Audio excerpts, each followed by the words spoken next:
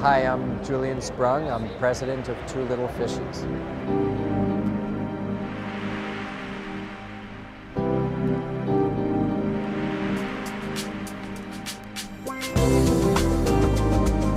Two Little Fishies is a manufacturer in the pet industry. We make products such as filters, filter media, foods, and a variety of accessories. If you're maintaining an aquarium for growing corals, most people try to create a whole mini ecosystem.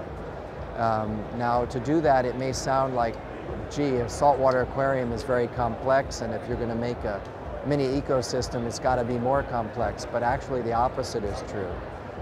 The more life you have in the aquarium, the more complete it is as an ecosystem, actually the easier it is to maintain. So what Two Little Fishies does is we provide some filters and accessories to try to facilitate that. Also foods and supplements that make it easy to maintain in the long run. Well, it's been a long time since we've had a MACNA like this. It's extremely significant. I believe this is probably the biggest MACNA ever.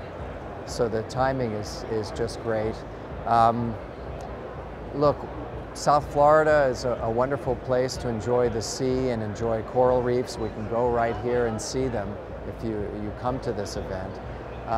But having it here also allows the community to come and appreciate what it is that we do in keeping our aquariums, especially propagating, growing, fragging, trading live corals.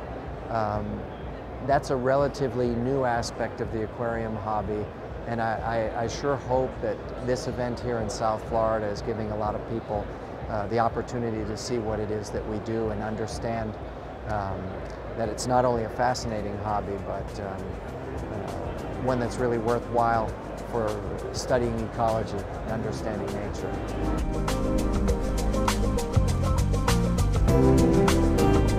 Living here in South Florida, we have mangrove forests. We still have them in a few places. Many of them have been turned into shopping malls, but you can find what's called a propagule of a mangrove washing up on shore, particularly in the summer months. This time of year they're around. For the red mangrove, it looks a bit like a cigar. For the black mangrove, they look like a lima bean, and there's other ones as well. They float, land on shore, and if you collect those and plant them, they don't even need to be in salt water. You can put it in a pot with fresh water. They sprout and grow. In South Florida, you can just leave them outside or put them in a window and grow them. These that you see right here, I've grown from propagules. The red mangrove is 2 trees that were grown together in a vase and then moved into a sump, part of the filter of an aquarium. I ended up dismantling that sump and leaving it outside for several years. So this is 10 years old. Just before the show, I smashed the sump and set up this display because I knew it would look very interesting. The tree had already overgrown the glass, and I thought, let me set up an aquarium and have those roots growing beyond the aquarium. So I bought a narrow aquarium. I knew I could duplicate that effect, and that's how I set that up. This one was, the black mangrove next to it was also in that sump in another chamber, and the glass chamber kept its root mat very narrow. So all I had to do was smash it, pull it out, and I was able to plant that in the aquarium, and it made a beautiful display so people can appreciate what we have here in the nature.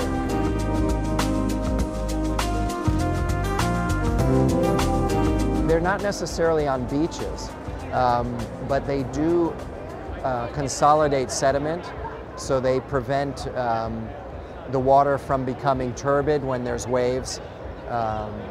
They also are an important habitat, a rookery for birds, habitat for juvenile fishes, and they help to purify the water. Their growth in the intracoastal waterways is very essential to keeping the nutrient levels down.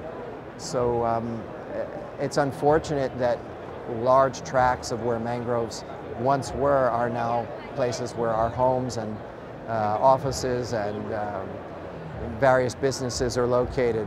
You know, we're missing and losing a lot of that habitat.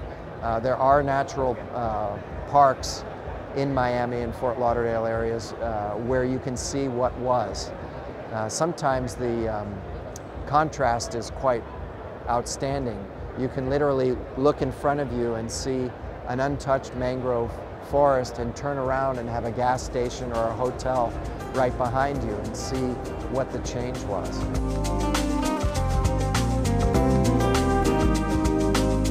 You know, I think some people may be concerned that the aquarium hobby is taking from nature. In fact, so many of the corals and fishes that you would see at a MACNA conference like this are now either tank raised or they are maricultured in sea farms.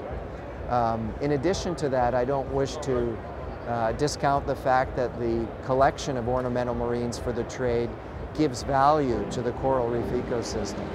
And by doing so, that gives value to people who otherwise might do harm to it. You're making them want to preserve their resource as a supplier of marine ornamental fishes and invertebrates for the aquarium trade.